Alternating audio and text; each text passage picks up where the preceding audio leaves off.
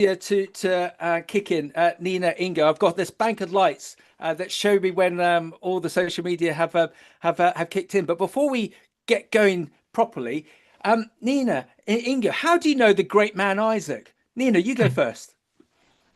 Oh, yeah, was in Mato Grosso do Sul, yes, in Brazil. He was making the students, the young people in Mato Grosso from the farms in Brazil and farms from all around the world. They put them in a beautiful place, with the fishes. Yeah, was very hot the weather, and we was leading this event for these people from around the world to know how the farm Brazilian in Mato Grosso do Sul was making good things for the world. But fantastic. And Ingo, when you first started talking to Isaac, what were your first impressions of Isaac? The first impression is he make this very disciplined because we were in a huge confusion and he and put all the people No. in the room. And I was a student in that moment. I say, wow. Whoa. And then he came with an expression, Salbona. I said, what? And then, then the ice was broken and he was beginning, and it was beginning a great friendship. He's an incredible personality. That's isn't that brilliant? And that's why we're all here together. And Tim, that's worked very well because all the social media lights have now kicked in. Hello, my name is Max McGillivray from Beanstalk Global. A pleasure to be here with AHDB Talking Leaders. Isaac, take us away. Tell us about the AHDB. Tell us about Talking Leaders, and then we'll do the formal introduction of the amazing Nina and Ingo for everyone dialed in, and also for those people on the podcast. Isaac, take us away. Well, thank you, Max, and wow, thank you very much, Nina and Ingo, for that amazing introduction. Very humbled, and we'll circle around to Salborna and what it means in a bit, maybe. But yes, I'm Isaacs, and I work for AHDB. We are the UK's levy body, so working on behalf of farmers. We help facilitating exports, and especially with our international guests here from Brazil, be interesting to talk about that. We provide market analysis and intelligence. We do knowledge exchange and engagement on farm meetings and all those kind of things. We look at consumer trends, and then we also do some marketing campaigns, both local and international. We work with schools and getting some information about some farming into schools.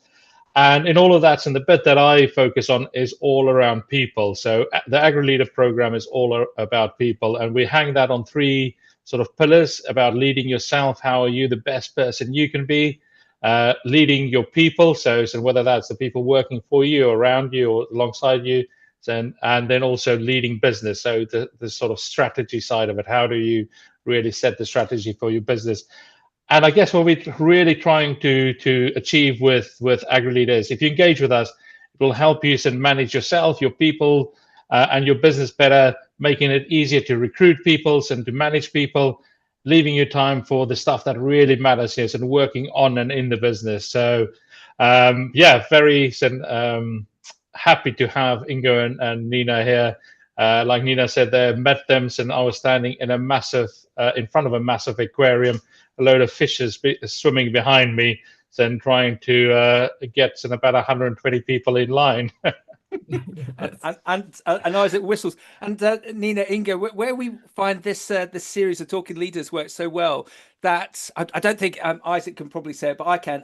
I think we sometimes within farming in the UK and perhaps in other communities, we can be very siloed. We can be very insular. And where Isaac and his great colleague Mark are so good is bringing fantastic guests like yourselves in, so we can learn from you, because we've learned so much over 50 other broadcasts from people all over the world, and whether it be people from the sector or Olympians, we've always learned something on that basis. So that's why we're so excited to have you on today. And just for those people on the podcast, if it's okay, let me just give a little bit of an intro. So today we're joined by Ingo and Nina, two of Brazil's foremost voices in agribusiness and global development.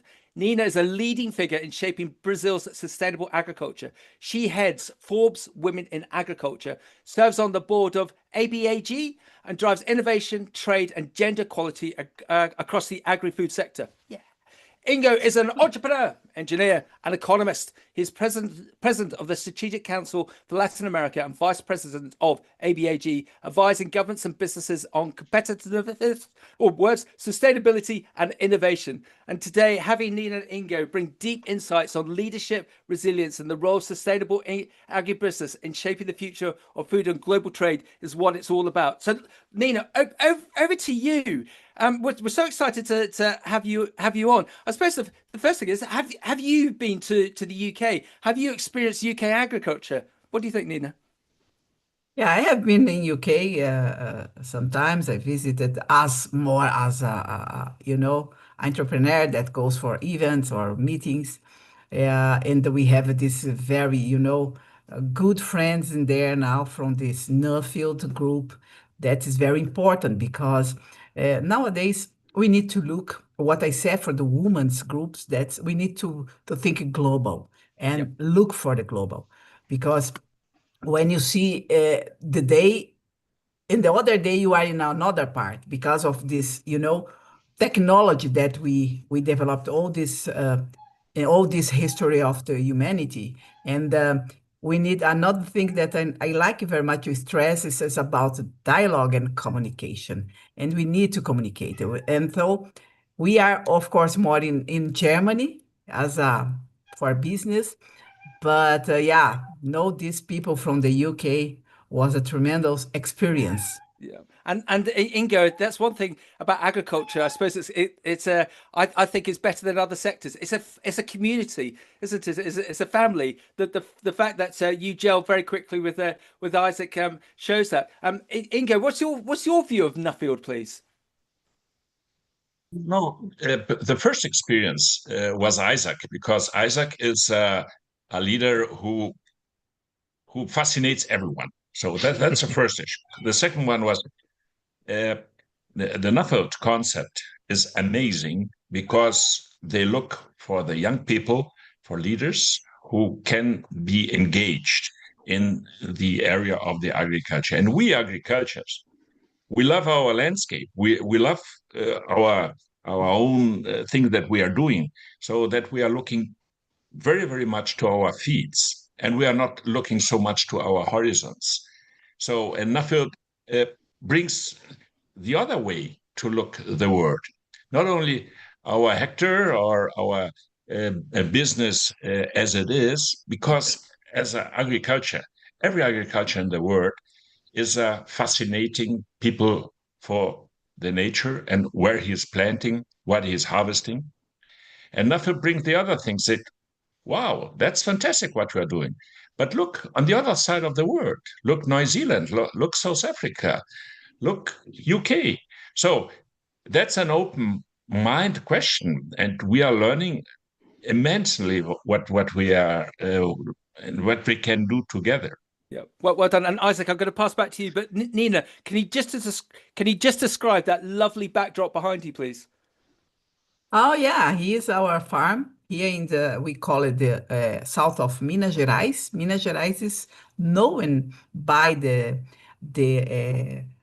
cheese and some sweets and some candies made from the milk. Yeah, and we have this farm in a mountain, a very beautiful mountain that is our eucalyptus. And no, this is araucaria. It's not eucalyptus, sorry. But we have most in this area eucalyptus plantation, but this is araucaria that has a seed, let's say. It's like a grain nut that is amazing for eat. And we make a lot of dishes with this, this nut. Fantastic. We've got 5,000 people that would like to come and visit. Is that okay? So I'm first in the line. Isaac, over to you, please. Yeah, so amazing introduction there, and thanks, Max. But just interested, yes, and so let's go Ingo first, and then Nina on, so just give us a bit of a flavor of what it is you do, and so those what is your, so I guess you haven't got a day job in such, because wearing so many hats, but so your passion and what it is you do and the kind of things that you get involved with. Ingo. Nina. Me first. Yep. Oh yeah. We are entrepreneurial. We're together in the government part, and we made some attraction for investment for Brazil in some, I think, 15 years ago, and we were involved with a passion. My passion was help my country and my people to have jobs for them, to have you know more equality, and they not suffer. And this was for me is my passion in that time. But I believe that we change time by time about our patients, about our thought about the life. So, and we love it to have this bilateral conversation for me to know new cultures and could exchange with the new cultures with another countries to be, of course, in German nowadays we I know very well the culture because of this history in my career. But we are, of course, with our companies too, and for us, it's good to be part of the solution for the country. Of course, our country with some social problems, and we need to help. We are in this very good place, and we need to help. The passion is it. I think that look for people, and one day when I'm not here anymore, how was this passion did for our people. Beautiful. Ingo, tell us a bit about your passion and what are some of the different roles and hats that you get involved with? Yeah, thanks. Our company in this year celebrates 135 years. We are a stock quoted company for this time, so you can imagine how much this company can tote to everyone. And when my grandfather came here, he launched a company who was oriented by a publishing house for children.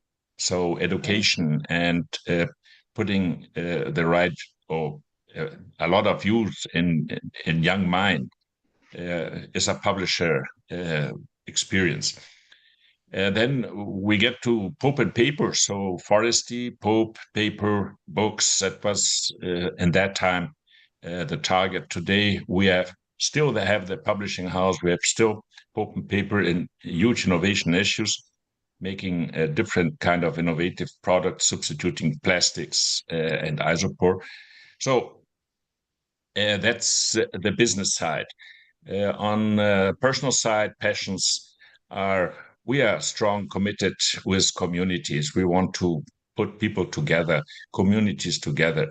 Brazil is a huge landscape with high diversity, north, south, east, and west, very different experiences. And to unify diversities, that's a fantastic issue when you have so interesting people. And that's why we launched also the idea of Latin America to be more together. We launched an idea to have America without frontier. Our biggest frontier is a mindset. So that's why we are getting our efforts in putting more and more people. And agriculture has so much things in common. That's an easy talk. And that's why we love to be with the people who has high experience with young people and see how we can exchange and growth. Excellent, excellent. You both involved with. Sorry, Karen, Max. Can I come and work for you? you both sound amazing. Sorry, I was like, Karen. Yeah, so so it is. When I first met these guys, it were like wow, and the just the energy and the passion and the mindset, so it really opened my mind to some thinking in a whole different way. Both of you involved with. I just need to butt in because it's very rare to have people on like Ingo and Nina. That we've had a lot of people come on and talk about business, but actually that link with the younger generation, because it's all about growing your own, isn't it? Growing the future. And so actually, to Ingo, to have that resonates. That's such a powerful thing that I think we all need to learn from. That we can't just look in the short term. We got to look in the long term, and to bring that next generation up is so important. Sorry, Isaac, back to you. And so just on that point, and Ingo did a presentation for the CSC, the Contemporary Scholars for Nuffield in Brazil, and it were about the future of agriculture and some technology and world markets, but then tied it right back to the people in the room and what is your why. And I think that is that really blew me away. That and it's not just about looking at markets and futures and the big global stuff. So and we have to tie that back to ourselves and our and what is your why and how are we going to use that? Doing good. Yeah, doing good. And yeah, I think that is that moment I realized we've got to have Ingo on this program, together with Nina, who's there as well. So let's both of you involved with ABAG, the Brazilian agricultural. Just remind me of the name, but tell us a bit more about that and the good work you do with that. Yeah, about it. Please. No, go away. Go. ABAG is an institution who unified the whole channel of the agriculture business, beginning with seeds, with the agriculture as it is, and then all the transformation channel, getting to the plate in the end of the day, and putting all people together, like equipment, like technology, like innovation, like digital issues, services, financing, banking, and so on. So it's interesting to have in a forum all these people where we are together every day, but in different moments, as supplier, as client, as partners or competitions, and so on. And that's what we are trying to stress more and more, the understanding that agribusiness nowadays, it's much more solution than a problem. Unfortunately, we see in so many issues that they put the huge problem of the world on the agriculture and on the agribusiness. And we know that we have problems, of course we have, but we are part of the solution from nature to nature, because we are in the nature and we are doing that. 100%. Nina, Yeah. so tell us a bit about your role with Forbes, because just in the green room beforehand, we were talking about that, and we all got very passionate about what you're championing there. So tell us more, please. Yeah, but first from about ABAG, that I like very much as an institution, and this year we have this congress that's about alliances. We are now defending the alliances in Brazil, because when we are together, we are more strong and more focused. And in ABAG, we had this in the last year, the bio-competitiveness, Brazil as a bio-competitiveness country, of course, from the agriculture sector.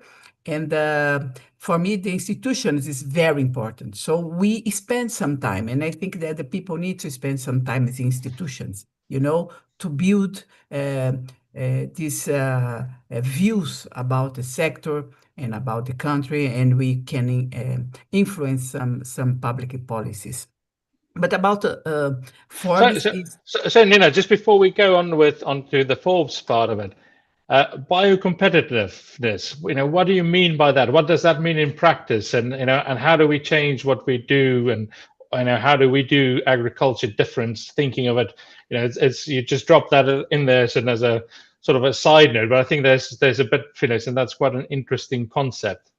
Yeah, I think that nowadays these farmer people, this agri-industry, as we call it, they are with this new dimension of our competitiveness and productiveness. You know that the eucalyptus in Brazil, we just crop with 7 years, and in Europe is 24. something like that. So when you look at this productivity, you say, okay, let's to describe what really is Brazilian's agriculture sector. And we are now sometimes in ABAG, in association, we just receive some delegations from some parts of the world that they are trying to understand why Brazil has, these data, these numbers in some sectors and have this growing, and we just started to try. And when you say that Brazil is bio-competitive, you just look for how we make these 3 crops a year, and we make the 3 times photosynthesis because of the tropical region, yeah. And we just, as Ingo mentioned in sometimes, that we just change some practices. Now, first we revolve the soil in the past, and now we don't touch the soil. We just, make this cultivation. Just go and make another one when you just bring it. Of course, you just, leave a little bit to rest the soil, but the ground. But we understand for not many years, we just understand that we need to think different in this part of the world. Yeah, this is for us is What do you think, Brazilian. for farmers in the UK that's listening into it, so just that mindset. So what can we learn from that mindset? Yeah, I think that when you are working, you have your job or you are working your land, with the experience, we learn about the land, about the weather. What we say that normally the farmers are very connected with the nature, are very connected with the animals and with the gods. So you just learn about your experience that is passing through your life.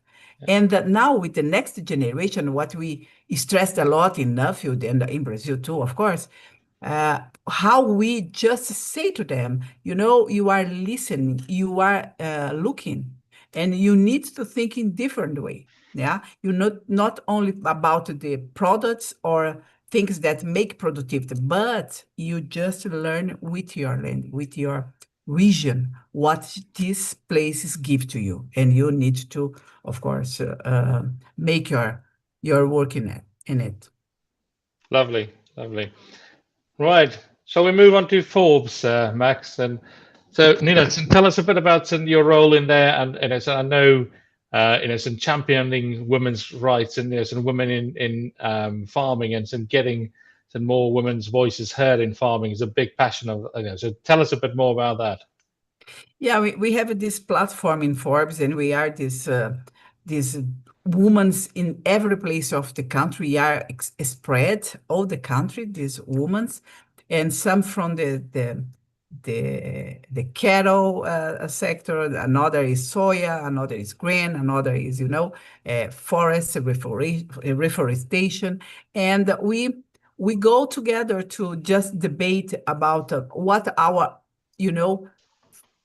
what things that we need to stress, or we need to put in the debate in the for the institutions. And what the woman is very interesting, that the woman, they just accept and just say about your weakness. So what we discuss a lot is about the artificial intelligence. No one understands, and we know that in a word no one understands, but the women want to understand. They want to know how to make process more easy, or more objective for the company, or for the farms process. So this is very, for me, interesting, how the woman can express the fragilities, this weakness, about the thoughts, about the learning, about the issues that she knows that need to improve. This for me is amazing about the women in the group. It's very true. I think so that diversity of thought, that's whether that's gender, but also, it's an all kinds of diversity. The more we can get that into our businesses and have that some different perspective on it, it's such an important part of any business, isn't it? It is. It is. And just interrupting, there's an example that we've used there previously. There's a couple of large pension funds in the UK, and the businesses that they invest in the UK or Europe, they're now demanding that those businesses have a diverse board, that they have to have a really interesting mix of women and men. And if a company doesn't have that diverse board, they won't invest in them. Actually, it's got to the point now where they've what's the expression we use, Isaac? It's sort of creating societal change. So if we're seeing big companies being positively enthused about going down that direction, we'll see that in other businesses, all the way hopefully down to small businesses. So from little acorns, big things will happen, and especially with the likes of your work.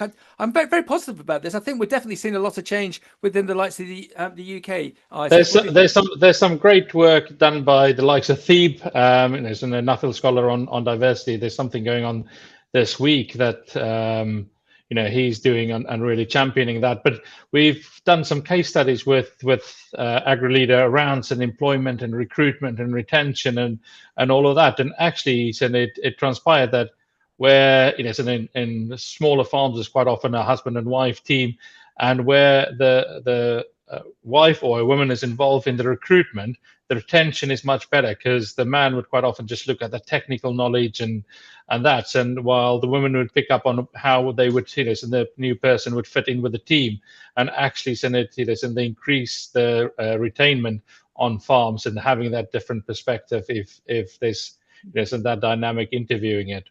But so yeah, it's some interesting work there. Right, and shall we move on, Max? And we've half an hour in. Ingo, and you've previously described, Brazil as this powerhouse of global agriculture. But then, how do you balance that, growth and the things with environmental stewardship and competing that internationally? And I think it's fair to say Brazil has had a bit of a bad reputation. So and how do you actually tell that story differently, and how do you make sure that environmental stewardship comes to the fore and the story is told of what you are doing?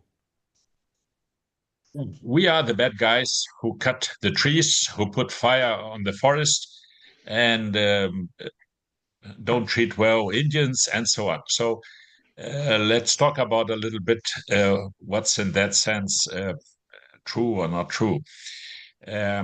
We have nowadays huge changes and challenges. Brazil has two-thirds of its territory is protected. Foresties, and in areas where you have indigenous people. So we have to carry over that. Of course, we have the difficulties about in this protection land with fire and deforestation. We have that, of course. The point is, what are the huge challenges that humanity is having in the next 10, 20, or 30 years, for the next generation? And Isaac, if you see, we are 8 billion people in the world, and we are consuming more or less every year 10 billion of tons coming from the agriculture. 6 of them are for food and feed, and 4 are non-food and feed, are for cellulose, are for cotton, are for other products, bioproducts and chemistry and so on, and energy. So we have a huge issue about the security of food worldwide. We have a disbalance in that area, and we have a new challenge to substitute fossil products coming from the other side of the nature. Mm-hmm. So everybody in the world has a huge task. Maybe we have a different view in some areas. The world could be a planet in a certain time, because the desertification is growing faster than the deforestation. And I think humanity will manage deforestation in some years, and we will reduce that to a zero net point, maybe 10, 15 years, I suppose. But it's different with a desertification. And desertification begins with pasture that is not well treated. And that you have not only in Africa, but you have it in China, in US, in Australia, you have it in South America. So we have to carry over how we can have a damage control over this issue. So agriculture is a solution, and it's not easy in that kind of solution. Putting that, the tropical area, and that it's, let's say, Brazil, Indonesia, Congo, and other countries who has this photosynthesis power, how Nina was explaining, this bio-competitiveness, we have to use that to the best, not only for our countries, but for everyone. So international wide, if you see the export-import issue about the whole agriculture, it's less than 10%. And I think we will not grow to 20, 30% in the export-imports issue. That's not possible. The landscape itself will produce the major issue in each country. The great issue where we are very competitive is protein. It's not in the grains. Of course, we are exporting a lot of soya, but soya is for feed and not for food. So in the protein area, yes, there we have a high competitiveness. And this competitiveness comes because we have seen the whole channel and refrigeration issue coming from the production to the plate. And that's not so easy. It's not only in the production side, but it's in the whole channel and in a difference that the people wants. So if we are talking about cows or meat, you can halal processes or kosher process or European process or Japanese references. We are doing that. And we are influencing prices. And it's not the quantity, but it's a difficulty to get into the price level that Brazil and other countries in the tropical area are putting on. Because countries who are not with this kind of advantage, they have to invest more or they have to adapt their prices. And that's very hard. For the European Union, for instance, they have shut down the frontiers for importing food. And so they have to increase their subsidies. And that's at this moment very difficult because they have to increase for defense, they have to increase for other issues, for innovation to be competitive. And what we are saying, look, if you get to a bio-competitiveness in all country, and we have the capacity to learn from each other, why we don't do that? So we have a better balance on the food side. We don't need to have hunger in the world. We don't need to have hunger. We have hunger because we have this balance. So in that issue, we see more opportunities than risks. And that's a discussion and that's an invitation in the dialogue. Not one against other, but one with other in different forms. Ingo, thank you. I've learned so much from what you just presented to us. Can I present a conundrum back to you, please, Ingo? The 10 fastest growing cities in the world, or all in Africa. There's a stat that's coming out at the moment that by 2050, 1 in every 10 children will be born in Nigeria. Africa is consuming itself environmentally. From what you have learned, both of you have learned from Brazilian agriculture. What's your advice on this, on the sort of open source basis? What's your advice to all those countries in Africa and all of the NGOs that are involved with Africa as to how we can Oh, feed Africa and make it sustainable. Sorry, Ingo, such a big question, but I'd be fascinated to hear your answer. How can we solve this dilemma in Africa? Excuse me. I suppose that about Africa, Isaac could tell much more than me. But in a global vision, Max, in a very global vision, we are 8 billion people. Maybe we became to 10 to 11, and then we will establish that. Yeah. And the issue, and you are right, is that maybe 60-70% will live in the south side, India, China, Africa, and so on. And the greatest challenge about hunger, misery, is in this area. Yes, in the area of great cities. So what we learned about agriculture worldwide is that the own landscape has to develop their own agriculture. Yeah. So more than 80%, 90%, you don't import for your necessity. The 80% you produce inside. So what Africa will increase also with tropical techniques and tropical knowledge is to increase their own production. So we have a possibility to learn very fast from one to another, how to manage what kind of species are going well in which kinds of areas, and the management is different. Max, let me give you one example. In the Northern Hemisphere, you have one harvest. When you have one harvest, you have one window to make the plantation seeds and so on. If this window, you can change it, because if you have a site where it's hadn't been rain or something, you postpone it for 1, 2, 3, 4 weeks. It's okay, because in that challenge you can manage it.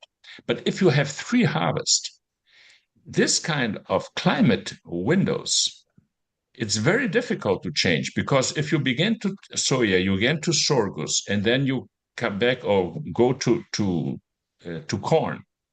This window are very short, are very fast, and you have to introduce different kind of machineries, different kind of defenses, and so on. And the logistic is different, because if you have a logistic about corn, it's different from soya, or it's different from sorghum or whatever. So you have in this opportunity a huge management new issue that you don't have in the northern side. So what we are learning about that, what kind of logistics you have to increase, and management of the whole channel. Yep. And in this sense, I think Africa will increase a lot, because it has a huge advantage to be between Asia and between South America, and has a population where is able to do that. So, but you need education, you need management, you need infrastructure, and you need, of course, government and private issues working together, not one against other. Yeah. That's the greatest issue that we have to. Very important. I'm going to ask. Sorry, and Ingo didn't mention about what we nowadays is very, afraid about. That is a desertification. That's Africa, you suffer about that. And what we are discussing in climate, of course, we need to look for climate. We need to make this the goals from our CO2 emission and so. But the desertification that Africa is very, now being fighting for, we need to look with a very serious, issue from the nature. Yeah. From the worlds you working and the discussions you have around the world, from each of you, and what is the innovation that you're the most excited about? Whether that's an innovation on technology, whether it's innovation of something you've seen in policy, how governments, or that intersection between government and private sector, business models, or any of those things? What's the one thing that you're most excited about that you think is going to be the game changer, or one of the big game changers? Nina, let's go with you first.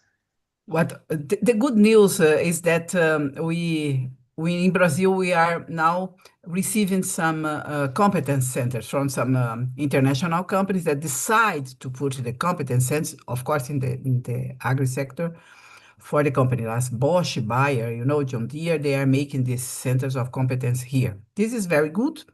We have this fruitful, society that's imaginative. In the most big fair of agriculture, that's AgriShow, we have these hubs of innovation. What we see is amazing. It's amazing. And but I was in Pará in a sorghum plantation, and they have this how the name of gergelim in English? Irrigations, yeah. Yeah, and now gergelim. Giggling. Yeah, the gurgling. And they have this machine, big crop machines. But the gurgling, that's very soft.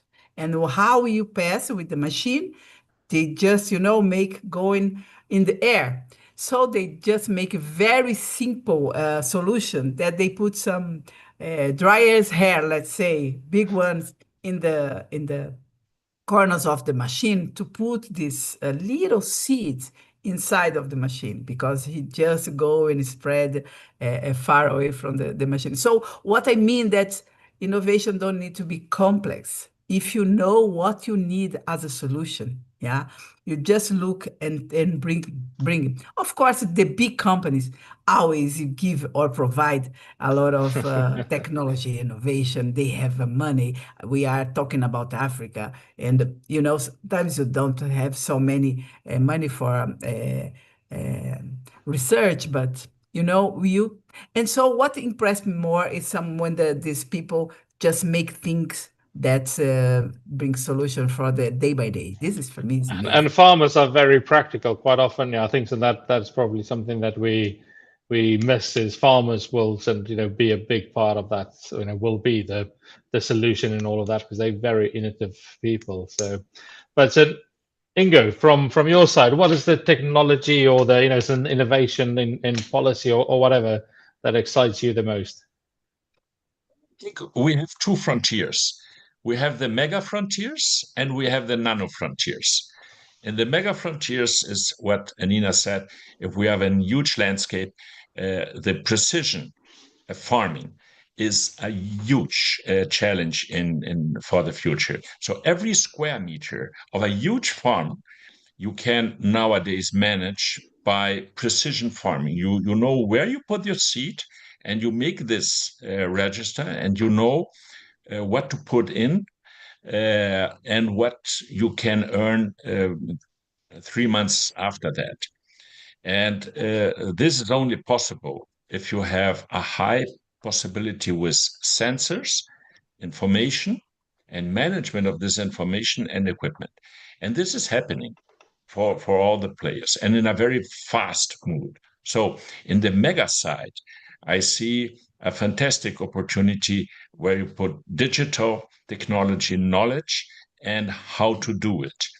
And in this sense, you have also a new element that is the climate information. So if you have precision climate information about raining, about the temperature and others, you can have this kind of management in a combination where you have huge bioproductivities. The second is in the nano side. So you get into genetics.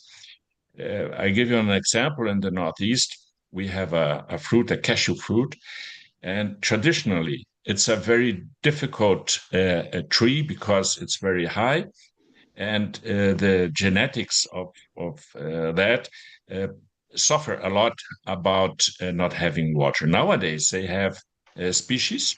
They're very low. People can catch the fruits manually in a very easy form, and they grow very fast. And the production is a double or third times more, and they don't need so much water. So people who are very poor in that area have now a possibility with this species to get in a different economy point of view. So nano and mega are growing. Both frontiers are growing. That's fascinating. And the third one is in the management side. So cooperatives are increasing, and cooperatives put the small one together, and they become to be big. They buy better, they sell better, they help one another. The cooperative element is a community element if it's well done. And nowadays, also here in our area, you have financing cooperatives, and that's different than bank financing. A bank financing gives you a credit, and he is in a city like a huge city of São Paulo, and he don't know nothing about what happens 2,000 kilometers away from here.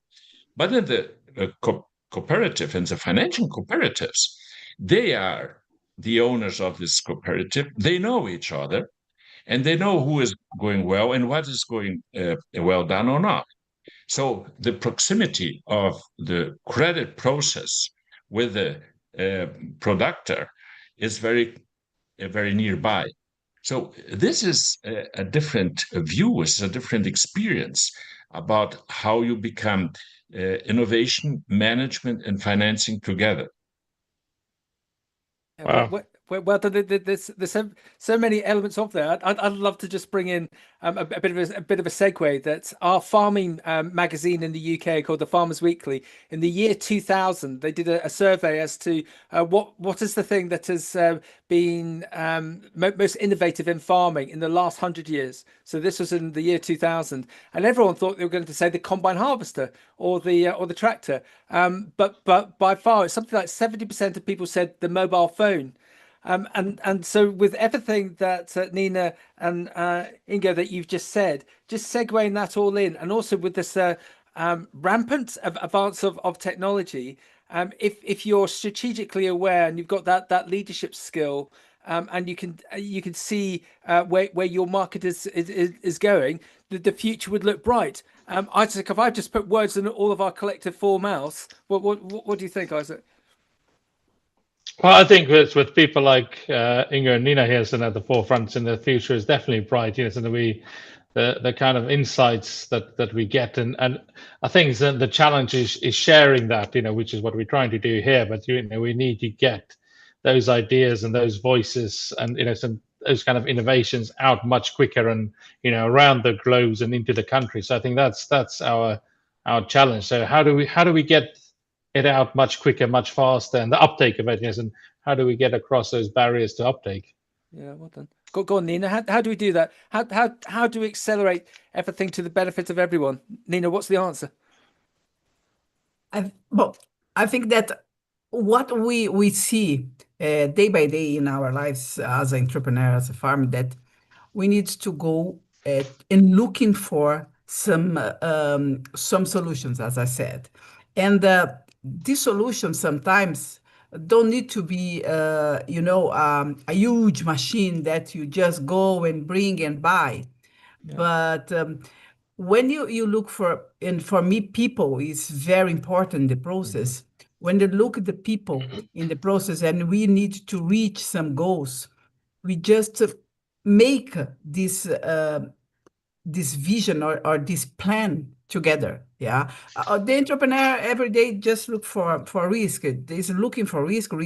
What we are suffering in Brazil now is about the credit. We need a credit for these small and medium farms, and it's very difficult. And the governance, we need to have governance. Sometimes the farmer is just looking for something else, and the governance is in the shelf.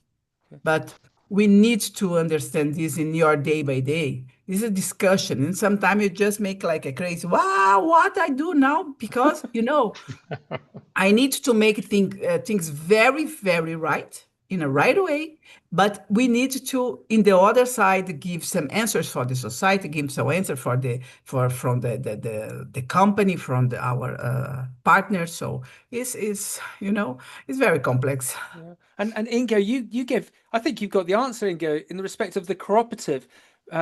we have some cooperatives in the UK, and Isaac, they work well, don't they? But you have to be you have to be with them for the long term. Ingo, do you think that would assist the agricultural sector globally if there were more cooperatives, and as you said, if they were run correctly? Do you think that's one of the answers? I think you make a very good issue about the phone. And the phone is a huge innovative instrument. He brings together. We're talking now. We're talking between Brazil and we are talking with UK. We are talking with South Africa in the same moment. It's amazing, fantastic. But this element is also a high risk, because when you get in a restaurant and you see 4 people together, and everybody is looking at this phone and don't talking each to another. So they are in the world, but they are not together. So this element we have to use for the best. We have to use to understand. We have to use to listen more and to make the right selection of that. And we, from the agriculture, we know how important it is to look, how important it is to hear, how important it is to feel the land, what happens. We have a high degree of intuition that we have to use for the best for our side. Yeah, and just so true. Just as a side, everyone, I've always been worried about the use of phones in the younger generation. In the UK, we have a major bookstore called Waterstones, and they're seeing an increase of book sales, physical books, and they're opening up another 12 stores in 2026 to keep up with the demand, because people are stepping back from phones. I think it's not dissimilar to UPF, ultra processed foods. People have woken up to the fact that this Pop-Tart is not good for me.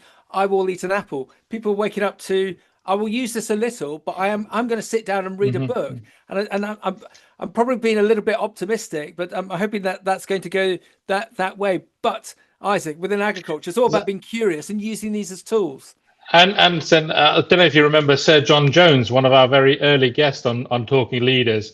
He said, I heard him speak. I don't know if he said that on this program, but he was saying that the saying is knowledge is power, but actually, all the knowledge there is in the world is on this, and actually communication and communication skills are going to be the next power. Galileo used to travel for 3 months to go and look at dissecting an arm. So that information is freely available, that knowledge, but it's teaching the younger generation about how to communicate, which is a perfect segue for the time we're getting to on people, because that's, I think, how we originally bonded back in Mato Grosso do Sul, is around the people. Yes, and I'm not going to try and say it in Maori, but there's a Maori saying, what's the most important thing in the world is the people. It's the people. It's the people. So what from your perspective, what are those?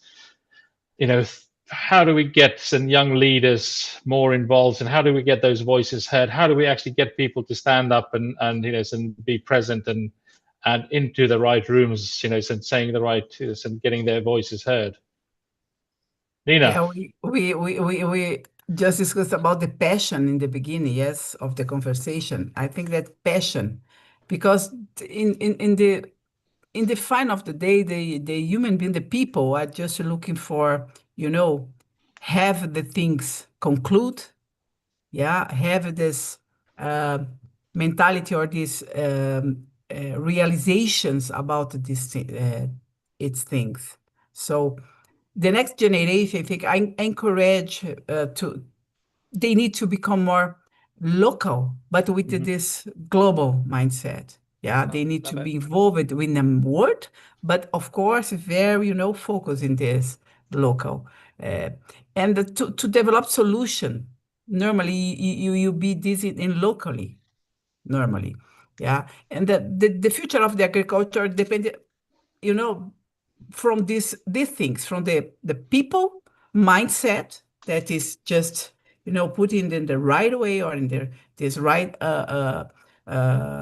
decisions. In the final of the days is decisions, and how you have the very good decisions. What our obligation, our now we need to pass them for them to have a good decision. How do you make it the good decisions?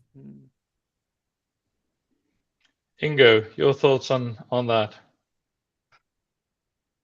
I think we from our generation has to listen more and better the other generation. We love to talk, but we have no patience to hear. So we have to use our experience to listen more and to show how we love the things. Because we, from the agriculture, we love things, a lot of things we love. And if we show why we are doing that, we are transformation by putting values, by talking about essentials. And this is a curiosity. The younger generation are very curious. They want to know that. They want to criticize, yes, but they want to make it better than we. Yeah. Mm-hmm. So we have to open ourselves to them.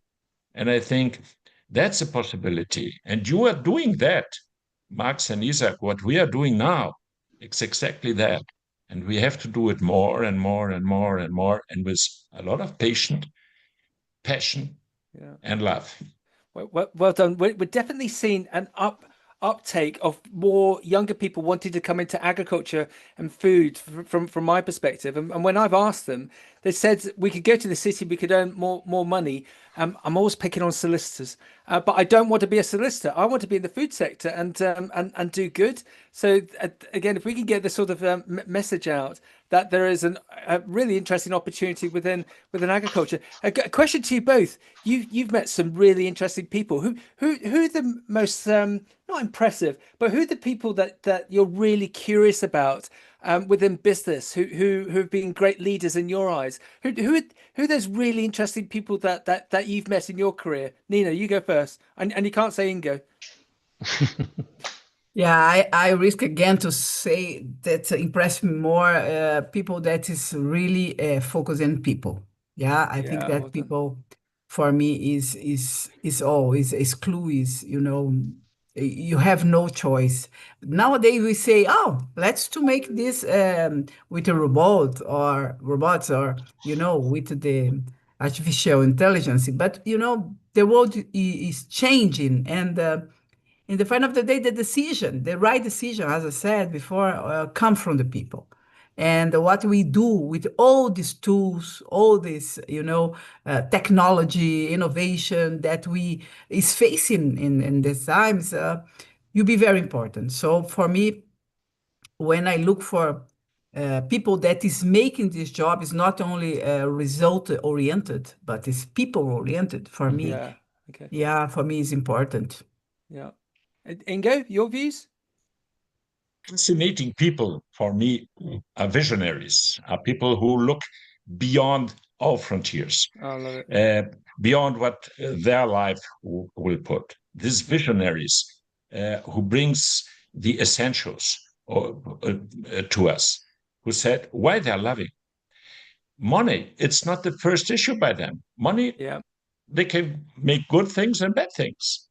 But visions and love is an essential that only can go to the right way. And so, for me, a fascinating personality, for instance, is Isaac and you. Go ahead. I was going to say people together. I was going to say, Max, and you know, and talking about and people that's people orientated and visionary. We've got two of them on the talking leaders here today, isn't it? Yeah. And I do agree. It's not always the there's a Zander Bex who we've had on the show as well previously. You know, such a understated, just chilled out guy, but in the amount of things that he's involved with, and you're talking about that sort of young leaders. I'm on the board of Engine. It's Next Generation Ag Impact Network, and I think it's about 15 organizations that's involved with that. And yes, and they do some amazing work, very understated, but just keep on championing that, and you know, so bringing people together, and you know, enabling young voices. So there's people like Zander, like Ingo and Nina here. That's going to be some changing in the future, isn't it? Yeah, but Isaac, and Max, what inspired us? The machine can't inspire us. Who will inspire us is another people. Yeah. Yeah, well done. Well done. Isaac, the clock, we could go on I know. all So, day. so just one final question, because I said I was going to work it in somewhere, but then President Ozzy last week, and you were in Uruguay, and Ingo, how did that meeting go? Well, it's fascinating to meet people who think for a long term and who put people together. I think that we could make much more independently if it's a small country, a huge country. It depends on the people. 100%. Shall we finish on that, Max? What a line to finish on. We can do so much more if we can focus on the people. I've had a couple of messages in. I've got an ex-Nuffield contact who's down in Somerset, who runs a big apple farm.